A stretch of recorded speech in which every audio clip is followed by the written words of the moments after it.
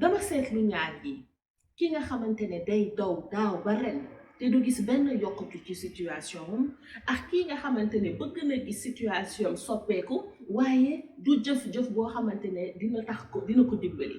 salaamaaleykum, maa ngi tudd Amina Diagne di leen dalal ak jàmm si vidéo VSD de Mina Pro. bu dee yow da nga nekk di daw di gis sa situation changé wul dama lay ñaan ñu taxaw ñu waxtaan. ndaxte yàlla bindul kenn koo xamante ne day fay facture ba xëy suba dee képp ku mu bind rek am na lenn loo xamante ne yow rek yow yaa ko mun a liggéeyal àdduna bi. kon li ma lay ñaan mooy boo toogee xool dëggantaan ana lii nga xamante ne moom nga bëgg ba sa biir xol, ana lii nga xamante ne gis nga ne sa jaar-jaar ak fépp fi nga jaar tax na ba ni nga koy gisee bokkul ak ñeneen ñi niñ koy gisee. boo defee loolu te booy xalaat lan mooy li nga xamante ne moom nga bëgg sa biir xol, dangay xool fu sori. doo xool rek lan mooy li nga mun a nekk ci at bi, wala doo xool rek fan nga jaar ba egsi fii nii di xalaat ne man de bu dee jànguma kon lii munul nekk, wala man de fii laa jaar kon lii munul nekk. booy xalaat li ngay bëgg dangay xool fu sori te doo xool li nga xamante ne jàpp nga ne tey moom moo la gàllankoor. boobu mooy bi jiitu.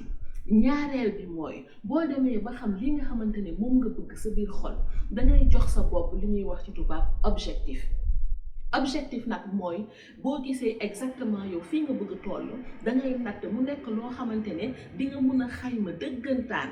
boo demee ba am ko ba teg ci sa loxo di nga mun a ne lii de maa ngi siy teg sama bët.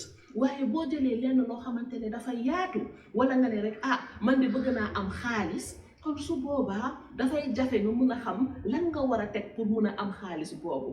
ndaxte boo amee 10 000 francs gëm nga am xaalis, boo amee 100 000 francs gëm nga am xaalis, boo amee 1 million gëm nga am xaalis. te xam nañ ne liggéey bi nga xamante ne moo lay yokkal 10 000 wala moo lay yokkal 100 000 wala moo lay yokkal 1 million du nekk benn. kon da ngay wax man lii mooy li nga xamante ne bëgg naa ko, mu nekk loo xamante ne mën nga ko xayma. après nga ne ci tamit bëgg naa am loolu ci délai bu mel nii, fileex déwén wala fileex ñaari at wala fileex ñetti at. boo defee yooyu ba nga xamante ne objectif bii nga bëgg xam nga lan la lay andil, xam nga li nga xamante ne moom lay soppi ci sa melokaan.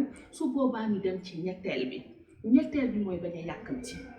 nekk nañ jamono yoo xamante ne internet beex jamono bi ñu nekk dangay xalaat ne lijjanti moo lay andil lu nekk, waaye lijjanti boobu bokkul ak nga liggéeyal sa bopp loo xamante ne day des ci yow.